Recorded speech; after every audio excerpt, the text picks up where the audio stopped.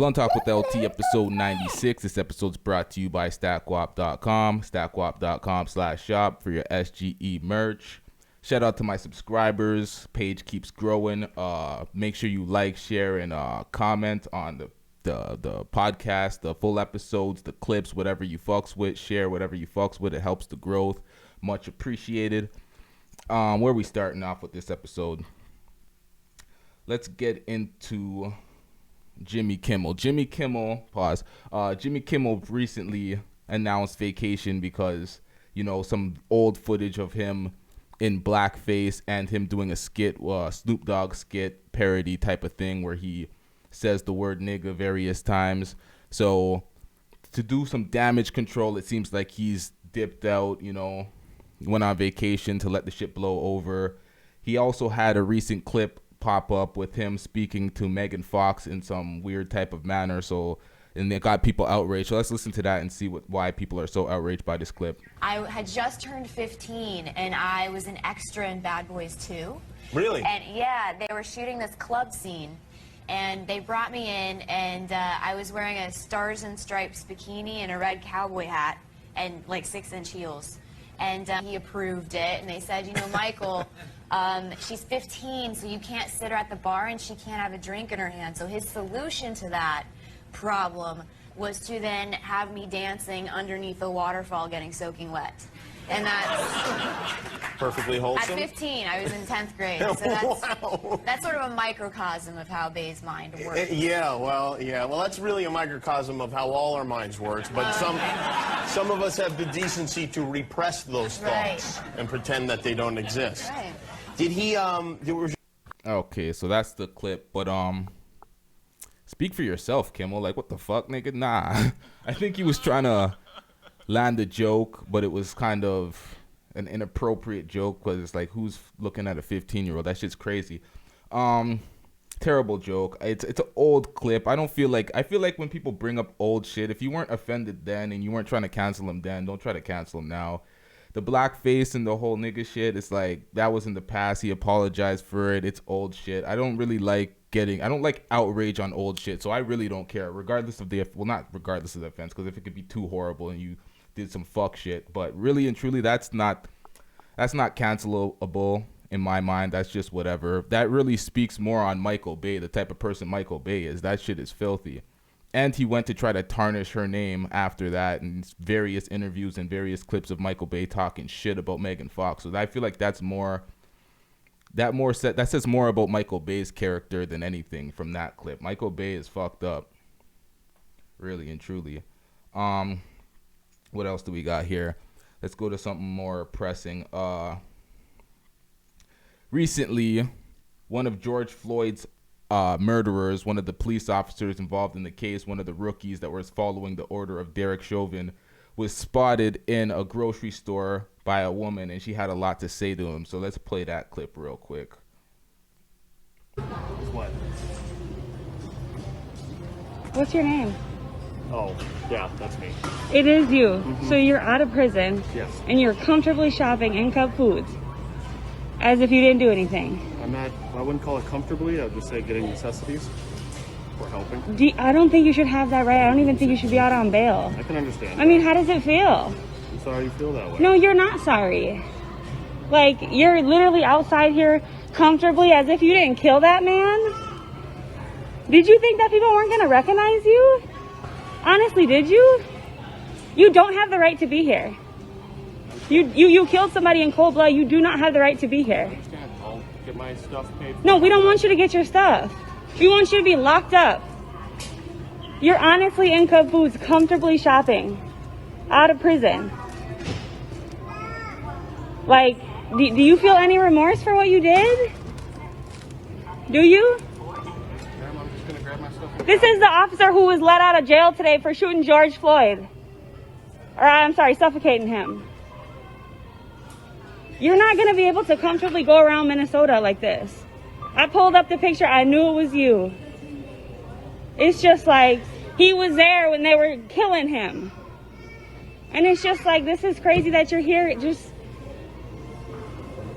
thinking everything's okay.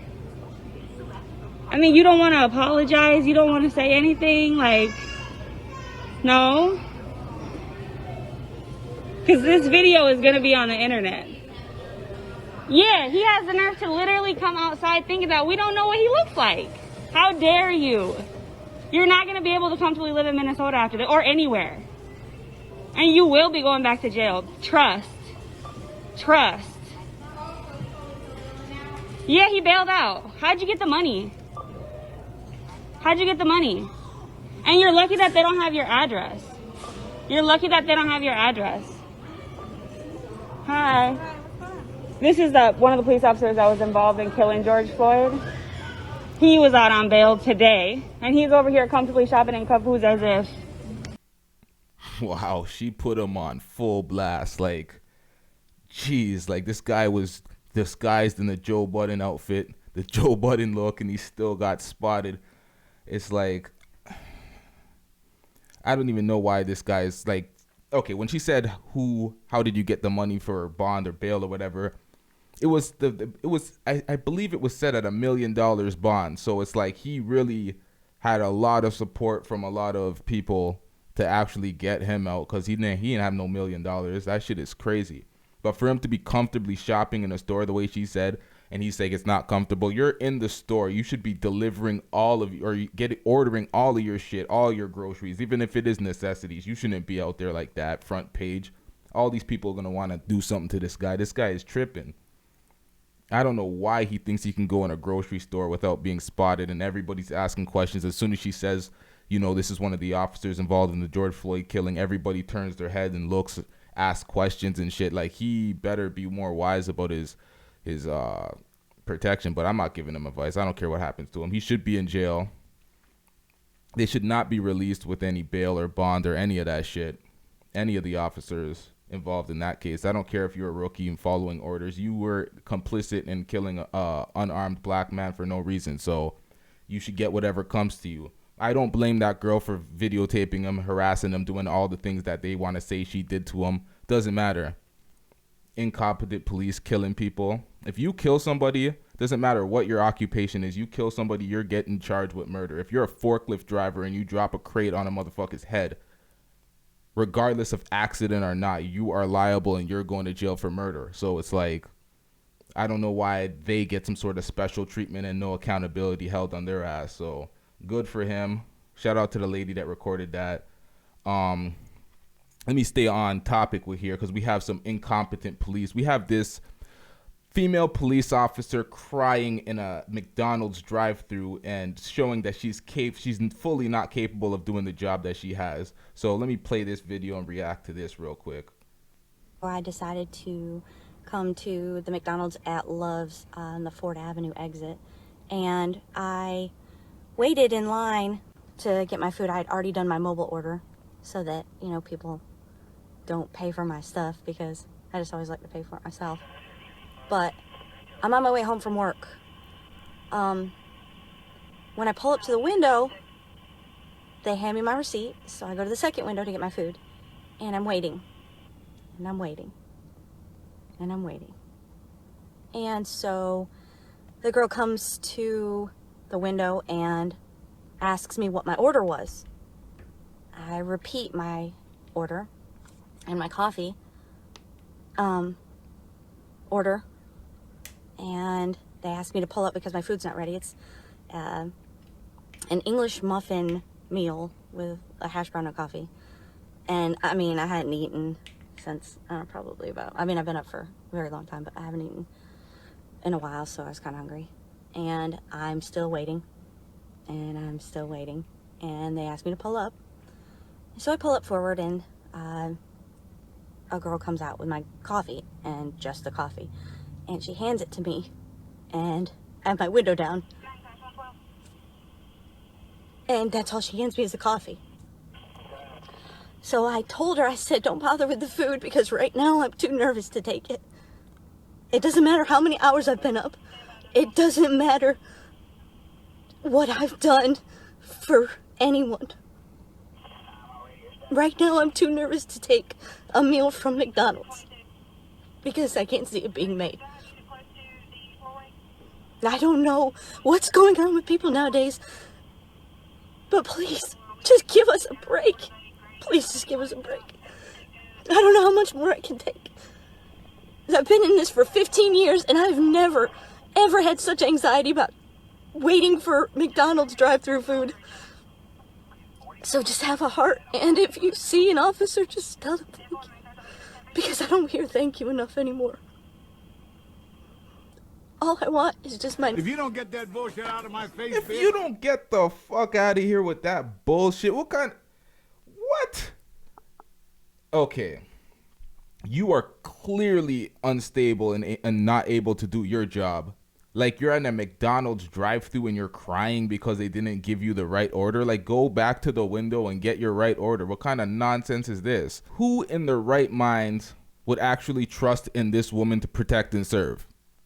Really and truly, if you're that emotionally unstable to not do you're that nervous about getting something at McDonald's and not seeing it made, go stand in the restaurant and go watch them make it then, if you're that scared of what the hell they're gonna do to your damn food. What kind of nonsense is this? This is the type of people that are protecting and serving this emotionally unstable woman that it's having anxiety at a McDonald's drive-thru. Like, listen, I suffer from anxiety. I ain't getting no goddamn anxiety through a McDonald's drive-thru waiting for something. If you're that emotionally unstable, what kind of shit is that? Like, I just seen this and this shit just upset me. Like, what kind of dog shit is that? Like, get it together, lady. That is pathetic on another level. On another level. That paranoid, that scared, and you're supposed to be protecting people. So how quick are you going to be to pull out your gun and shoot somebody if you're that unstable?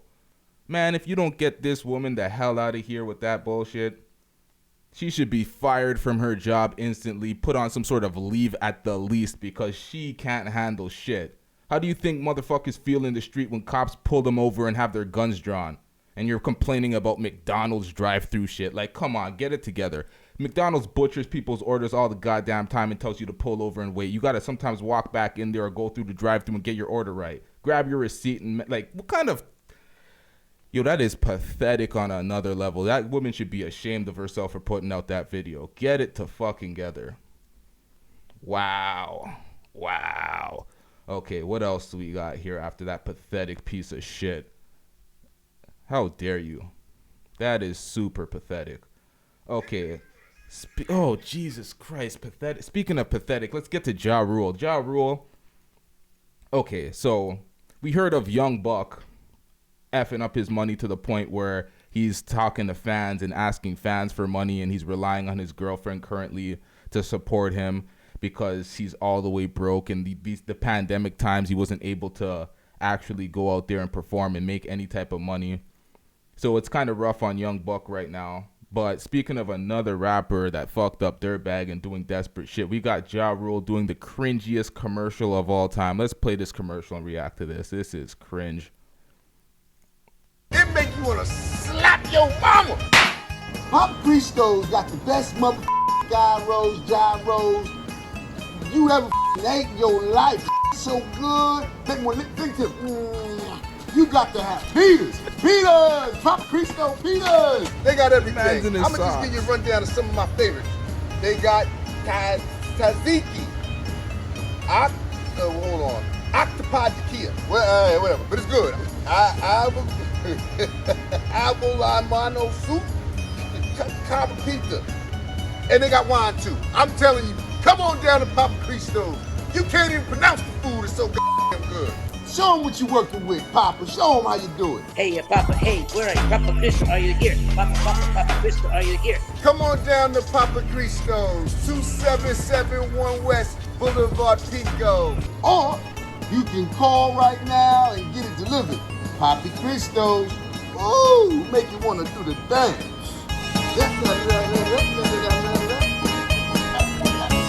Opa! Okay, now the real question is, how much did they pay this? How much did they pay him to do this shit? Like, literally, what type of bag did he collect to do something that cringy and that embarrassing? I thought that shit was fake when I first saw it, but that is atrocious. That is hilarious that life reached like that to the point where you have to do something like that. I'm not laughing at anyone fucking up their money, because people can fuck up their money. Shit happens. But damn. Gonna do that type of shit to make bread? Yikes. That's what sucks about the entertainment industry. You can't be an entertainer and mess up your bag and go get a regular job without getting destroyed. We seen what happened to Young Jock when he was doing Uber drives. People were trying to clown him and shit. We don't even know if those Uber rides were real, but I think he was doing some sort of show or something. But that shit is crazy. Life reached. All right, what else do we got here? Okay, so Justin Bieber. Justin Bieber was accused of sexual assault and rape by some woman, a single woman.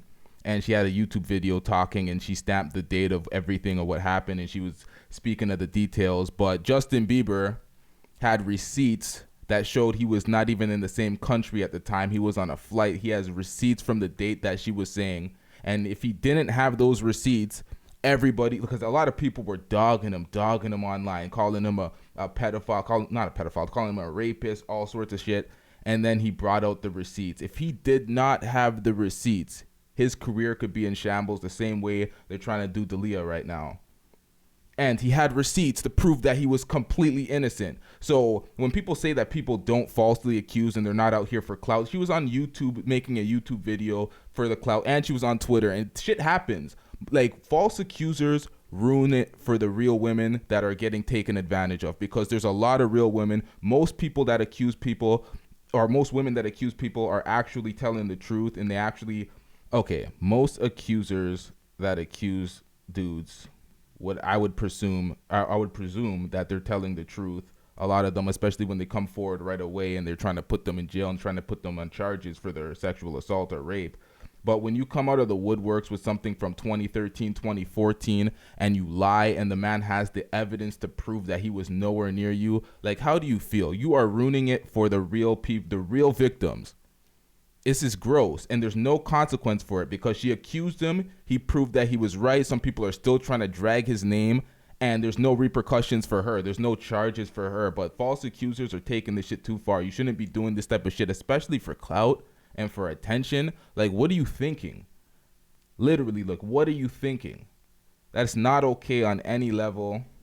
Shout out to Justin Bieber for having receipts. And a lot of these entertainers they take a lot of pictures. They're spotted a lot of places, so that helps them. But if you're not doing that, you're not constantly uploading on the gram or keeping pictures of where you're going, you could pretty much have no alibi and be fucked over by one of these random people that are just thirsty for attention. And I don't know, man. This shit is just crazy. They're probably just sick of the Black Lives Matter movement and shit, and they want to jump out and get some attention for themselves, because this is pathetic. Like, why would you accuse somebody for something that they didn't do, and it being Justin Bieber I'm pretty sure he was in a relationship at that point. It's like, what are you doing? These people, this is disgusting. This episode is just filled with cringy people just in their trash. Like, I don't even know what's going on. Let's go to someone else. A dude goes by the name of Skeeter Mills.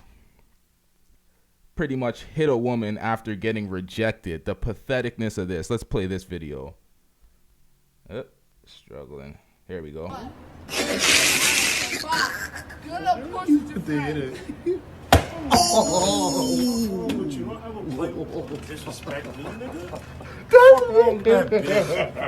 name's Skeeter Mills. What kind of clown shit is that? That nigga's a clown. A full-fledged clown. Because you got rejected, you're saying it's disrespect, and you hit a black woman with a skateboard. Like, yo, if you don't get this nigga the fuck out of here, what kind of shit is this? This is beyond pathetic. You get no pussy, you getting rejected, so you have to physically harm a woman. This guy had been blasted on the Breakfast Club. I'm pretty sure he got Donkey of the Day. People have been putting out his IG handle and his Twitter handle for him to get caught or arrested by the cops. So this video is already widespread, and a lot of people are retweeting this on Twitter and trying to put him on blast. This is trash movements. Like, who does this? Like, I hear of people cussing out girls and getting all, vulgar when they're getting rejected, but to physically harm a woman because you were rejected and call it disrespect and act like she was nah, that's corny. That is corny. That is trash behavior. I don't condone anything like that. Some people just got to get it together. Last topic before I go. Chris D'Elia. Chris D'Elia was recently dropped from his talent agency. And I'm noticing a lot of people are separating and distancing themselves from Chris D'Elia during these times of him getting accused for grooming young women and sexual misconduct. No actual charges have been laid on him. It's just a bunch of Twitter people coming out and showing emails and text messages. A lot of his comic friends have turned their back to me. I see that like they're not really standing up for him. The only person I seen stand up for him was Joey Diaz, Andrew Schultz. Brian Callen kind of tried to stand up for him a little bit, but Brendan Schaub ruined it by crying and, you know, saying he's disappointed. So that was mixed messages and mixed signaling there. So I don't really know what to say about that. But for the most part, most of his comic friends are kind of disowning him and separating themselves because they don't want that backlash. They don't want to be canceled as well or put in that type of bracket of sexual predators by condoning his actions. So a lot of people are separating themselves from him. I feel like you should not try to do that or throw him under the bus until you get all the facts. But they're closer to him. I don't know what they know and what type of, you know, information they're privy to. But for the most part, they're just separating themselves from him. Especially the talent agency dropped him. So Chris D'Elia has been pretty much silent throughout this whole time. He denied the claims, but he hasn't been on his podcast or hasn't made any video statement. So we're still waiting on that to actually conclude what happened in that case. So I'm going to keep my eye on that because I did a video on that. So got to keep up with the stuff you do. Shout out to my subscribers. Shout out to my viewers. You know, make sure you guys share the clips and spread the podcast because we growing every day out here and we trying to reach new heights. We're trying to get to that 10,000 subscriber mark. Yeah. Blunt Talk with LT. Yeah.